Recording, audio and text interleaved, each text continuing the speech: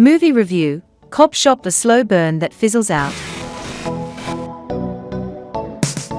While Hollywood has continued to struggle trying to figure out just what to do with theatrical releases in the pandemic era, the one particular corner of the movie business that has seemed to be largely unaffected is the mid-tier action and horror genres. These tend to be features with original concepts, modest budgets, and names audiences know, but not necessarily the A-list. You can almost hear the studio deciding that a movie probably isn't going to be a massive hit in the best of times, so why not release it now? With Joe Carnahan's Copshop, there's little doubt such a decision was made. Copshop reteams Carnahan with star Frank Grillo.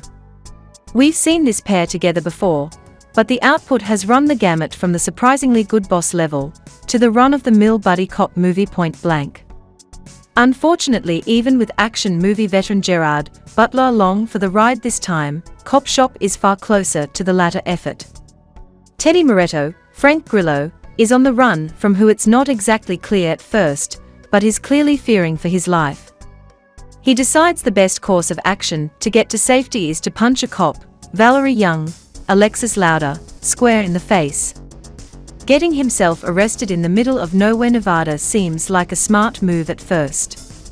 However, hitman Bob Vidic, Gerard Butler, simply follows that lead and gets himself thrown in lockup with him in order to get close to Teddy so that he can fulfill his contract. From the beginning it looks like Copshop could be setting us up for a wild ride.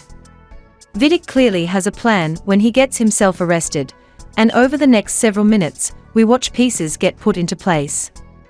Sometimes those pieces are put into place in incredibly ham-fisted ways.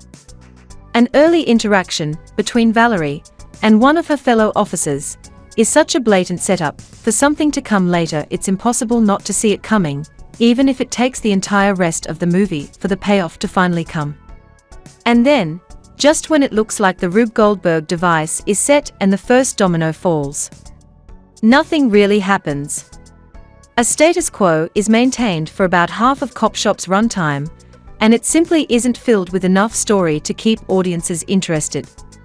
None of the characters beyond our main three have any depth or any reason to get invested in them. Even the core cast members are little more than tropes for the most part. When you're offering an action movie with Frank Grillo and Gerard Butler, there's a certain expectation that comes with that. And when they spend 90% of a movie sitting in a cell, that's lost.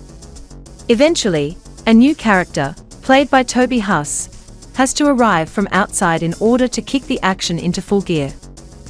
Once that happens, things at least get moving. The action isn't anything new or special, but it's there. But the introduction of Huss' character is a whole new problem, because he feels like he came in from a different Joe Carnahan movie. Up to this point, Copshop has been about ratcheting up the tension until things are about to break, and there's little humor to be found, but Huss' character is a psychopath, which means, apparently, that he has license to be ridiculous while everybody else is playing it straight.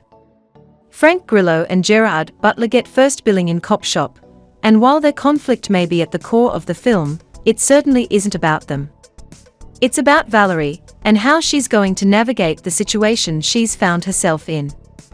Alexis Louder is certainly up to the task.